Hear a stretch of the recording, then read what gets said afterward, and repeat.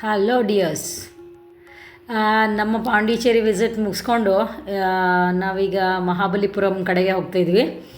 Pondicherry trip ಮಾತ್ರ ನಿಜವಾಗ್ಲೂ super ಆಗಿತ್ತು ಫ್ರೆಂಡ್ಸ್. ಅದರಲ್ಲೂ ನಾವು ಹೋಗಿದ್ದು ಸಮ್ಮರ್ ಸೀಸನ್ನು. ಬಟ್ ಪಾಂಡಿಚೇರಿಯಲ್ಲಿ ಬೇಸಿಗೆ ಕಾಲದಲ್ಲಿ ತುಂಬ ಬಿಸಿಲಿರುತ್ತೆ ಅಂತ ಕೇಳಿದ್ದೆ. ಬಟ್ ನಾವು ಹೋಗಿದ್ದ ಟೈಮಲ್ಲಿ ಫುಲ್ಲು ಮಳೆ ಇತ್ತು. ಅದೇನೋ ನಮ್ಮ ಲಕ್ ಅನಿಸುತ್ತೆ. ಯಾಕಂದರೆ ಆ ಟೈಮಲ್ಲಿ ಚೆನ್ನಾಗಿ ಮಳೆ ಬೇರೆ ಇತ್ತು. ಮಳೆ ಬಂದಿದ್ದರಿಂದ ವೆದರ್ ಮಾತ್ರ ಆಸಮ್ ಆಗಿತ್ತು. ಸುತ್ತಾಡೋಕ್ಕೆ ಹಾಗೆ ಬೀಚ್ಗಳು ನೋಡೋದಕ್ಕೆ, ಫೋಟೋ ತೆಗೆಸ್ಕೊಳ್ಳೋಕ್ಕೆ ಸಖತ್ತಾಗಿತ್ತು. ಈಗಾಗಲೇ ನಾನು ಪಾಂಡಿಚೇರಿ ಟ್ರಿಪ್ ಬಗ್ಗೆ 3-4 ವೀಡಿಯೋಸ್ ಮಾಡಿದ್ದೀನಿ ಫ್ರೆಂಡ್ಸ್. ನಾವು ಪಾಂಡಿಚೇರಿಗೆ ಹೇಗೆ ಹೋದ್ವಿ, ಹೇಗೆ ನಮ್ಮ ಬಜೆಟ್ ಫ್ರೆಂಡ್ಲಿ ಟ್ರಿಪ್ ಆಯ್ತಿದ್ದು, ಎಲ್ಲಿ ಸ್ಟೇ ಮಾಡಿದ್ವಿ, ಏನೇನು ಪ್ಲೇಸಸ್ ನೋಡಿದ್ವಿ, ಎಷ್ಟು ಖರ್ಚಾಯಿತು ಅನ್ನೋದು ಎಲ್ಲ ಫುಲ್ ಇನ್ಫಾರ್ಮೇಷನ್ ನಾನು ಕೊಟ್ಟಿದ್ದೀನಿ. ಯಾರಾದರೂ ಆ ವಿಡಿಯೋ ಇನ್ನೂ ನೋಡಿಲ್ಲ ಅಂದರೆ ಅದರದ್ದು ಲಿಂಕ್ ಡಿಸ್ಕ್ರಿಪ್ಷನ್ ಬಾಕ್ಸಲ್ಲಿರುತ್ತೆ ಫ್ರೆಂಡ್ಸ್, ನೋಡ್ಕೊಂಬನ್ನಿ. ಫ್ರೆಂಡ್ಸ್, ಇಡೀ ಪಾಂಡಿಚೇರಿ ಟ್ರಿಪ್ ಹಾಗೆ ಪಾಂಡಿಚೇರಿ ಹಾಗೆ ಮಹಾಬಲಿಪುರಂ ಸೇರಿ 3 ಜನರಿಗೆ ಸುಮಾರು 12,000 13,000 ಒಳಗಡೆ ಮುಗಿದಿತ್ತು ನಮ್ಮ ಟ್ರಿಪ್ಪು. ಅದು ಸ್ಟೇ, ಟ್ರಾವೆಲ್, ಫುಡ್ ಮತ್ತು ಸೈಟ್ ಸೀಯಿಂಗ್ ಎಲ್ಲ ಸೇರಿ. ಅದಕ್ಕೆ ಬಜೆಟ್ ಟ್ರಿಪ್ ಪ್ಲ್ಯಾನ್ ಮಾಡೋದಕ್ಕೆ ಮಾಡೋರಿಗೆ ಈ ವಿಡಿಯೋ ತುಂಬ ಹೆಲ್ಪ್ ಆಗುತ್ತೆ. ಇನ್ನೊಂದು ಇಂಪಾರ್ಟೆಂಟ್ ಸಜೆಷನ್ ಫ್ರೆಂಡ್ಸ್, ನಾವು ಒಂದು ಸಣ್ಣ ಮಿಸ್ಟೇಕ್ ಮಾಡಿದ್ವಿ. ನಾವೇನು ಮಾಡಿದ್ವಿ ಅಂದರೆ, ನಾವು ಫಸ್ಟ್ ಪಾಂಡಿಚೇರಿಗೆ ಹೋಗಿದ್ವಿ, ಆಮೇಲೆ ಮಹಾಬಲಿಪುರಂಗೆ ಹೋದ್ವಿ. ಬಟ್ ನೀವು ಪ್ಲ್ಯಾನ್ ಮಾಡೋದಾದರೆ ಫ್ರೆಂಡ್ಸ್, ಮೊದಲು ಮಹಾಬಲಿಪುರಂಗೆ ಹೋಗಿ ಆಮೇಲೆ ಪಾಂಡಿಚೇರಿಗೆ ಹೋಗಿ. ಯಾಕಂದರೆ ಮಹಾಬಲಿಪುರಂನಲ್ಲಿ ನೋಡೋ ಪ್ಲೇಸಸ್ ಎಲ್ಲ ಸೇರಿ ಒಂದು ಹಾಫ್ ಡೇ ಸೈಟ್ ಸೀಯಿಂಗ್ ಮಾತ್ರ ಇರೋದು. ಸುಮಾರು ಮಧ್ಯಾಹ್ನ 3 ಗಂಟೆ ಒಳಗಡೆ ಮುಗಿದೋಗ್ಬಿಡುತ್ತೆ ಎಲ್ಲ ಪ್ಲೇಸಸ್ ನಿಮಗೆ. ಬಟ್ ಆದರೆ ಪಾಂಡಿಚೇರಿಯಲ್ಲಿ ನೋಡೋಕ್ಕೆ ತುಂಬ ಪ್ಲೇಸಸ್ ಇದೆ.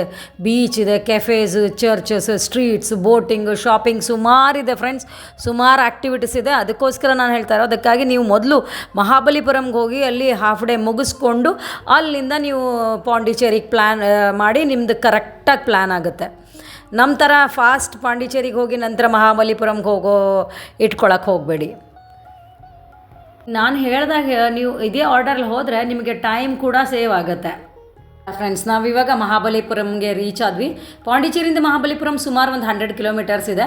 ನಿಮಗೆ 2 ಅವರ್ಸಿಂದ 2.5 ಅವರ್ಸ್ ಒಳಗಡೆ ನೀವು ಮುಟ್ಬಿಡ್ತೀರಪ್ಪ ಇಲ್ಲಿ ಮಹಾಬಲಿಪುರಂಗೆ. ಇಲ್ಲಿ ನಿಮಗೆ ಮೇನ್ ರೋಡಿಗೆ ಸ್ಟಾಪ್ ಮಾಡ್ತಾರೆ. ನಾವು ಬಂದಿರೋದು ತಮಿಳ್ನಾಡು ಬಸ್ಸಲ್ಲಿ, ಗೌರ್ಮೆಂಟ್ ಬಸ್ಸಲ್ಲಿ. ಇದನ್ನು ನಿಮಗೆ ಮೇನ್ ರೋಡಿಗೆ ಸ್ಟಾಪ್ ಮಾಡ್ತಾರೆ. ನೀವು ಅಲ್ಲಿ ಇಳ್ಕೊಂಡು ಅಲ್ಲಿಂದ ನಿಮ್ಗೆ ಆಟೋಸ್ ಸಾಕಷ್ಟು ಸಿಗುತ್ತೆ.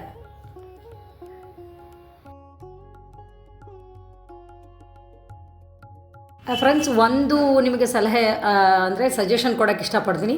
ನೀವು ಈ ರೂಟಲ್ಲಿ ಟ್ರಾವೆಲ್ ಮಾಡಿದರೆ ಟ್ರೈ ಮಾಡಿ ವಿಂಡೋ ಸೀಟ್ನಲ್ಲಿ ಕೂತ್ಕೊಳ್ಳೋಕ್ಕೆ. ಎಲ್ಲಿಂದ ಪಾಂಡಿಚೇರಿಯಿಂದ ನೀವು ಮಹಾಬಲಿಪುರಂಗೆ ಬರೋದಾದರೆ ಗೌರ್ಮೆಂಟ್ ಬಸ್ಸಲ್ಲಿ ವಿಂಡೋ ಸೀಟಲ್ಲಿ ಕೂತ್ಕೊಂಡ್ರೆ ಆ ರೂಟ್ನಲ್ಲಿ ಸಿಗೋ ವ್ಯೂಸ್ ಮಾತ್ರ ನೆಕ್ಸ್ಟ್ ಲೆವೆಲ್. ಒಂದು ಕಡೆ ಸಮುದ್ರ, ಇನ್ನೊಂದು ಕಡೆ ಹಸಿರಾಗಿರೋ ಹೊಲಗಳು, ಮಧ್ಯ ಸಣ್ಣ ಸಣ್ಣ ಹಳ್ಳಿಗಳು, ತೆಂಗಿನ ಮರಗಳು.